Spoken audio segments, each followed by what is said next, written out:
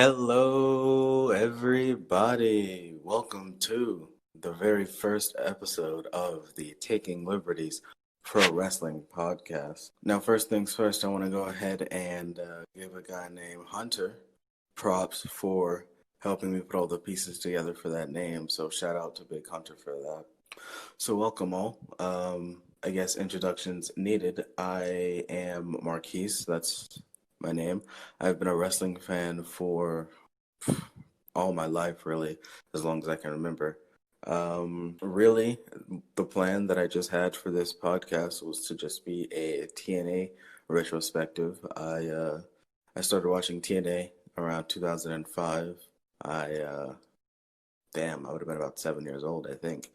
Yeah, about 7 years old. And I stopped watching around 2013. So really, as of now, the plan is to just go through TNA January 2005 to January 2013 and see what happens along the way. You know, I'll be watching Impact every week and the pay-per-views and just see what happens. So as I said, I've been watching wrestling practically all my life. 21 years old. I have been watching all kinds of wrestling from Brit Rest. I've watched a little bit of Joshi, Puro, obviously. Just straight up indies from 2007 to 2013, 14 is probably when I really kept up with the indies. Obviously WWE, I mean, I feel like that's most people's first big exposure into professional wrestling, at least in the Western world. So yeah, that's just how I got into it. But along with a TNA retrospective, I've been kind of thinking, because I initially had a plan, and that plan involved a co-host, but I no longer have a co-host at the moment. So I've just decided that I'm going to watch some general professional wrestling throughout the years also in this podcast. So, typically that'll just be any professional wrestling from any era, any promotion. It doesn't matter. It can be Brit Rest. It can be your local indie that was taped. It could be Joshi. It could be AEW, WWE, WCW. It doesn't really matter. It can be anything. And I'll leave that up to you guys. What you want me to review? But for this week, I've chosen the first thing, and you guys will see what that is, and hopefully you enjoy that. I know I didn't. So yeah, without further ado, let's just go ahead and hop on to it with the review of TNA Impact, January 7th, 2005. So the show starts actually with footage of Three Live Crew, which is Ron Killings, R-Truth, Conan, and BG James, who is the Road Dogg, for anyone that doesn't know. They were doing worked holds, like they were locking up and doing worked headlocks and worked hammerlocks. I have absolutely no idea why they decided to show this, but they did. So the very first thing we see after that is huge pyro. TNA loved their pyro, and the very first thing I thought was, wow, I do not understand how a company that was going through so much money could afford that much pyro. So Mike Tenay and Don West are joined on commentary by Christopher Daniels, and the first match is Chris Candido versus AJ Styles. And just going back at it, I really loved seeing the double tunnel system, or the double entranceway that TNA had. Well, the heel side and the face side tunnels. I always thought that was a really interesting thing. I really enjoyed that. So it's a really fast-paced match. Styles hits Candido with a pescado, and he was so incredibly close to the guardrail. I mean, they were very close. If he were probably about a foot or two farther away, he would have definitely hit the guardrail. And the crowd is just absolutely rabid. And the match really is not very long. It's only about 5 minutes. TNA back then was only about an hour. And so it's about a 5 minute match with AJ Styles winning the Styles Clash. Up next, we get Petey Williams and Andy Douglas, and Andy Douglas just looks incredibly nervous in the match. He looks really unconfident. He keeps staring at the camera, and he just how guys when they look really confident in a match, they'll stare at the camera or they'll do clubbing blows and they'll kind of pander to the audience maybe a little too long. That was exactly what he does. But there was a sloppy looking finish when Williams is playing possum. Then he does a roll through and the ref counts, but it looks like he pulls his count and the bell rings and the match is over anyway. So, they're really just kind of flying through with this old TNA. And then there was a really good America's Most Wanted promo afterwards, backstage, talking about how they're going to beat up Team Canada. And then we get Chris Sabin and Bobby Roode up next. The match starts off pretty fast-paced. Actually, the first offensive move in the match is a Steiner from Chris Sabin. Daniels, who is still in commentary and is Sabin's opponent next week, attempts to interfere by sliding in a chair, but Sabin stomps on the chair and stops him. While this is happening, Roode runs up to him and hits him with a lariat, which then causes Sabin to land face first on the chair. Now, that lariat looked pretty goddamn brutal. I'm not gonna lie, it was something. It was a pretty good little match, and I like the finish. It was a nice way to add to their story next week. They are fighting next week, and then next up we get David Young versus Konnan. So BG James is coming up with Konnan is being accompanied by BG James and Ron Killings, and right in front of the ref, he hit Young and then distracts him. So right in front of the ref, he hits Young and distracts him, which then leads to a double team move, which was a top rope leg drop from Killings to the groin of Young while Konnan is holding his legs down, and the ref sees most, if not all of this. But then K-Dog hits a K-Factor, and he wins. So next up, a segment of DDP and Raven talking leads to a beatdown of Eric Watts. Eric Watts ends up beating up Raven for just whatever reason. I think these two are having a feud at the moment. And then there was just a long segment backstage. You know how TNA would just always have these very fast-paced, kind of meaningless, nothing happening promos during these times, and it was just another one.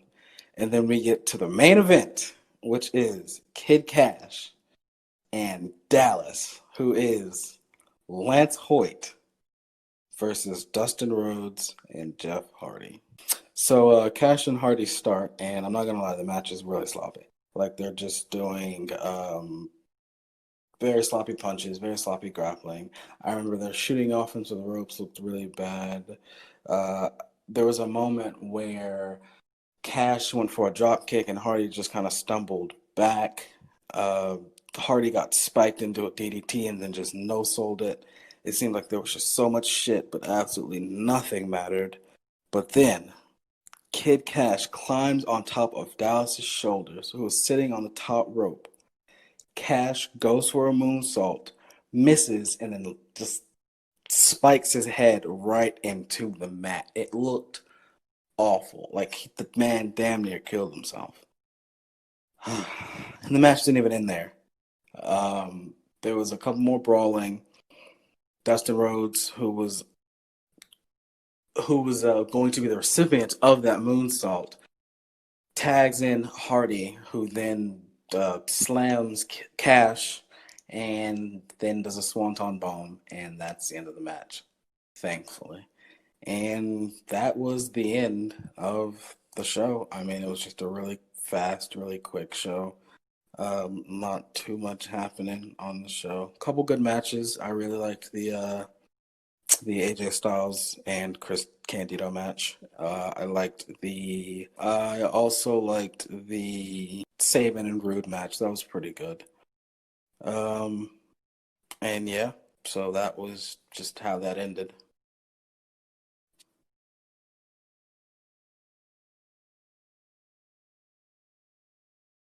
I told you all at the beginning that I would be reviewing a WCW pay-per-view, and I am very, very... The pay-per-view that I reviewed for you all was WCW Spring Stampede 2000. Now, I'm just going to get out of the way that if there's anyone listening, I don't know how old you are. I don't know what your stance on swearing. I don't know if you have any small children around. I'm going to try my best not to swear, but I know that this pay-per-view made me very, very angry.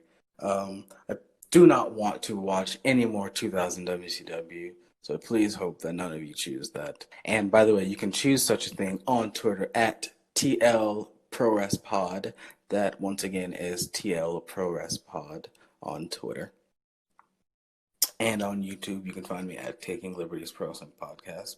But I'm sure you already knew that, since this is most likely where you'll be hearing it. For now, anyway. Okay, so the very first thing we find out tonight is that every single championship has been vacated by Vince Russo.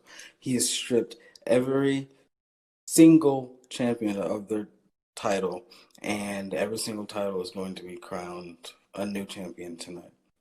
And it's also made apparent on commentary that the referees will be a little loose with the night. And we'll see how that goes. We know WCW wasn't always too fond on the rules to begin with, but we'll just see how that goes. So the first matchup is the Mamalukes, that consist of Johnny the Bull and Big Vito versus Ric Flair and the Total Package, which is Lex Luger. Now, going to be completely honest with you guys, I haven't watched too much late era WCW. And I really haven't watched too much WCW in general, just in comparison to all the wrestling that I've watched. But, wow, the audio mixing on the network is really bad. I don't know I think these are all just dubbed over themes, but it's awful, just completely horrendous. Russo comes out complaining, makes a dick joke, and then makes it a triple threat match involving the Harris brothers, that being Don and Ron, for anyone that doesn't know. And so my very first note is, I guess it's just a tornado tag because the entire ring is full. Now, it wasn't. That was, once again, just the rules being very lax. And I also noticed that the only person in the ring actually wearing wrestling boots was Lex Luger. Every single other person in the ring were wearing dress shoes, which sure that was tearing up the canvas, or at least doing some kind of damage to the canvas. But I mean, hey, you never know. I know this is going to be a shock to no one, but Ric Flair throws very good punches, and so this is actually billed as a triple threat match, but it's more a handicap match. There's so much shit happening, but none of it really matters. Flair and Package just kind of win with the torture rack, and the crowd goes absolutely insane. It's a very short match. All these matches on the night are going to be short because for the majority of the night, there's actually a tournament going on. 3 different tournaments going on to determine one for the U.S. Championship, one for the World Heavyweight Championship, and one for the Tag Team Championships. So next up is a Mike Awesome and Bam Bam Bigelow backstage segment, which ends in a beatdown. Bam Bam gets beat up. And then we get Jimmy Hart versus Mancow. Now, I'm only 21, as I said. I have no idea who Mancow is. He seems to have been famous for an internet show, a radio show, I meant to say. Back in I assume late 90s, early 2000s. I don't know how long that went, but the crowd loved him apparently. So obviously the very first thing he does is come into the ring and use the term Pearl Harbor, which is just awesome. I'm not going to really explain what that means if you guys don't know what that means. It's just a wrestling term. It's Pearl Harboring. It's not a great term. So the match starts, and Jimmy Hart obviously has the worst offense, the worst, lightest punches, bad kicks, just a bunch of choking and nonsense. He goes for a splash, but then Mancow pulls the ref and on top of him. So Jimmy splashes the ref, and then there's a ref bump on the second match of the card, even though the rules are loose. I don't really understand why, but there we go. Hale, who was accompanying Jimmy Hart, then gorilla presses Mancow out of the ring, and honestly, it was just the most impressive thing to happen. Really, the most athletic thing to happen in the entire match. As Jimmy Hart goes to wake up the ref, Mancow then hits him with a steel chair in the back and then wins. Um, they really, the whole feud started because apparently Mancow was attacked by Jimmy Hart. I don't really understand why. The video packages were very confusing on the night. I'm not gonna lie with you guys. And then out of nowhere, Billy Kidman just comes out to attack Jimmy Hart because apparently last Wednesday on Nitro, Billy Kidman attacked Jimmy Hart. Cool, I guess. And next up, we have The Wall, brother, versus Scott Steiner. And Steiner has his very, very much not good theme of Steiner line. Just, oh, it's not a good theme if you guys haven't heard it. I heard it, and I was expecting to hear some sirens, Big Papa Pump, he's the big bad booty daddy. I'm really just used to hearing sirens, and I mean, I'm pretty sure he was coming out to sirens by 2000. I may be wrong, but that's what I was expecting to hear, and it's not what I heard, and I was very, very disappointed. So they brawl to the outside of the ring, and then Steiner gets witness to the barricade. The Wall goes to set up a table. Table falls, so he has to set it back up, and then Steiner goes to try and suplex the Wall. The Wall counters, goes for a chokeslam, and then Steiner thumbs his eyes. So Steiner pulls the ref in front of him, and then the Wall chokeslams the ref. So now the match is thrown out, and Scott Steiner wins. What in the fuck? Sure, okay, I guess then Scott Steiner wins, via DQ, and he advances in the U.S. title tournament. Next up is an Ernest Miller promo talking about being in the tournament, and I'm not going to lie, I couldn't hear him very well, but he just got attacked out of nowhere by Bam Bam Bigelow, so now we get Mike Awesome versus Bam Bam Bigelow, who apparently just inserted himself into the tournament by attacking Awesome. So they brawl into the ring. Awesome clotheslines Bigelow, and then he does a pescado and then lands on his feet. And immediately, this is the most exciting thing to happen. Awesome throws him over the barricade, does a pescado again, and lands on his feet again. Whew, hot damn, this is the best thing to happen. One of the announcers, I think it was Mark Madden, said that Mike Awesome was working a cruiserweight style with a heavyweight power. And you know what? I wasn't really listening to the announcers. They were just droning on about some nonsense pretty much the entire show. But I think that was a really good call from that announcer. I may have been wrong as far as who it was. Like I said, I wasn't really listening. But it was a good call. So the cat, Ernest Miller, then comes out and just straight up kicks Bam Bam Bigelow in the face and starts dancing to a horrible, horrible James Brown dub. Mike Awesome clotheslines the fuck out of him and then hits him with a frog splash. And Mike Awesome wins by pinning the cat, who was taken out of the match earlier, but is still legal, I guess. Mike Awesome wins and advances. Next up, we got a Vince Russo segment, and then we got a Shane Douglas and Buff Bagwell segment. And then we get Harlem Heat of Stevie Ray and Big T, not Booker T, Big T, who was Ahmed Johnson, with Cash versus Shane Douglas and Buff Bagwell. So the guys were brawling, and the commentators were just going on and on about how Russo and Bischoff just had absolute lax rules and how they suppressed the rules of the night, and how every pay-per-view match should have a finish. And yes, while I do agree, the rules are so lax, with guys being hit in the nuts, being hit with chair shots, the interference is happening all throughout the match. And I'm just thinking there's absolutely no reason as to why a pay-per-view match can't finish without a whole bunch of bullshit.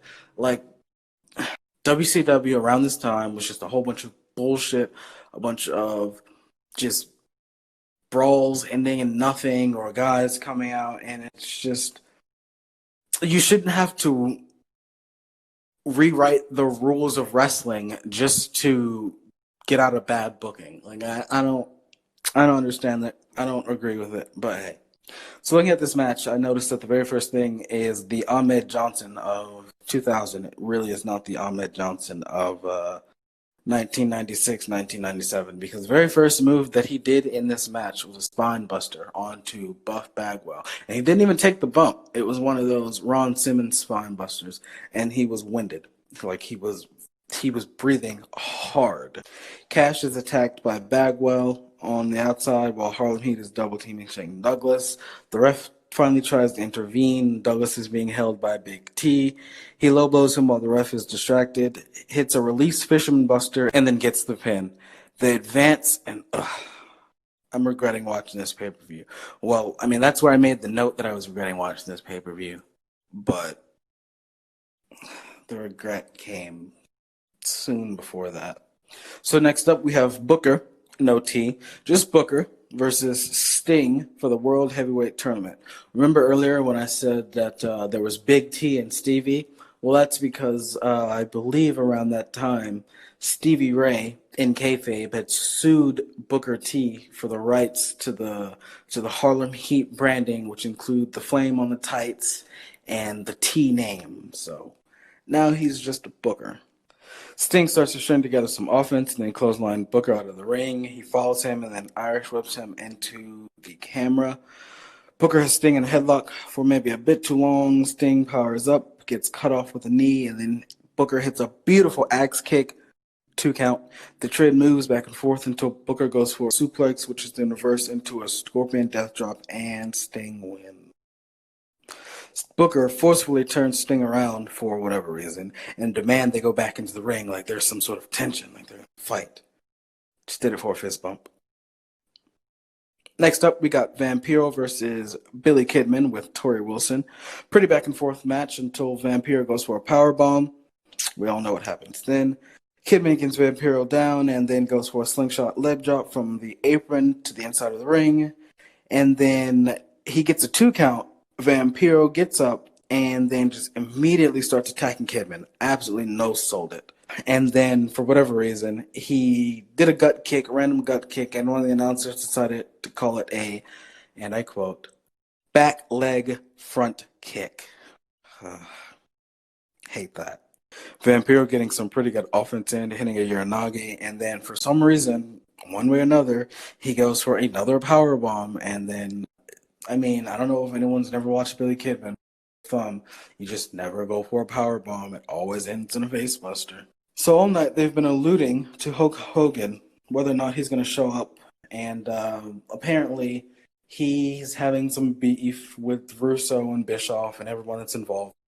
So Hogan actually shows up right in the middle of this match, beats the hell out of Kidman, and then does a double choke slam through the announce table. Once he does that, he poses, obviously, as you do. He tosses Kidman back into the ring, and then Vampiro gets the win. Hogan roams around backstage until eventually he finds Bischoff, and then Russo comes with a bunch of cops.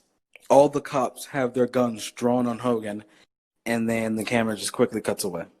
The camera goes back, and then Hogan is cuffed and taken away. And then the camera quickly pans on Terry Funk, who is looking for Norman Smiley. So as Funk is walking around, he goes into a room, and everyone just completely stooges on Norman Smiley. They immediately point out that he's in the bathroom. So Funk, as he does, just beats the shit out of Norman Smiley. Like, he beats the fuck out of him. This happens until they brawl into the kitchen. Smiley sprays Funk with water, and then he hits him in the head with a plastic trash can, and then again with a metal trash can. Funk breaks a laptop over Norman's head, and I'm pretty sure it was a shoot laptop by the sound of it. They finally brawl into the ring, but the whole time, Smiley is hitting Funk with a chair, but Funk is slightly putting his hands up.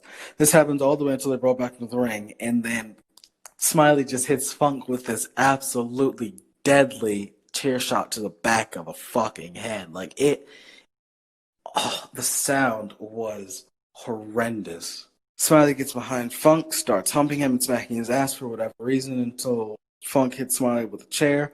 Funk goes outside looking for a cheap-looking ladder up until Dustin Rhodes comes out and then puts Funk in the ring and hits him in the head with a chair and then power drives him onto said chair.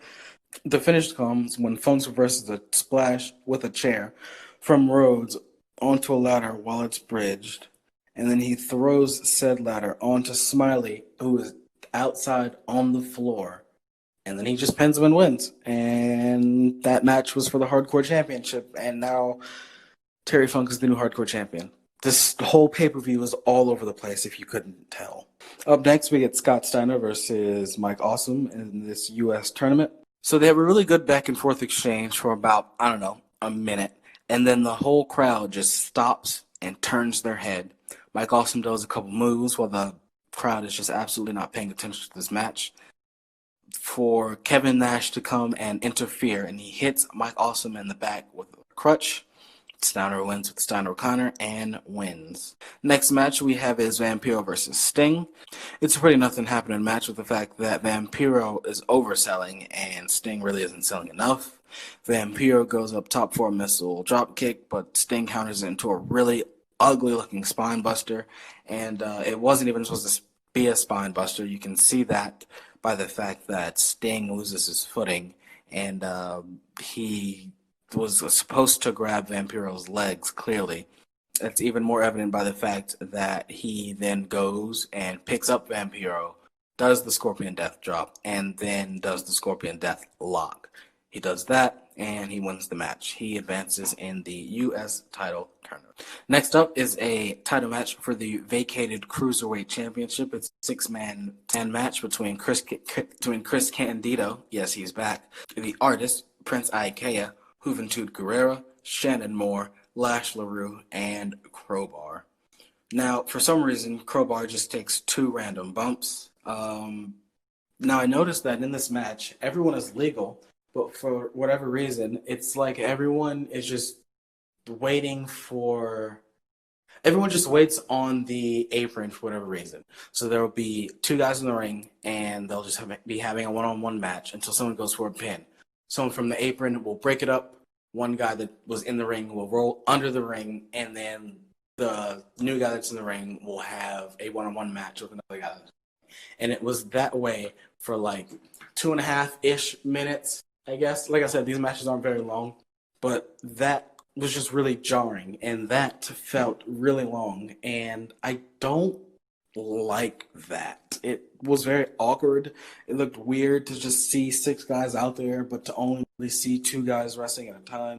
I don't really understand it. I didn't really like it. So a whole bunch of random shit just happens, and then David Flair interferes for no reason, but Chris Candido eventually wins with the help of Tammy. Chris Candido is the new Cruiserweight Champion.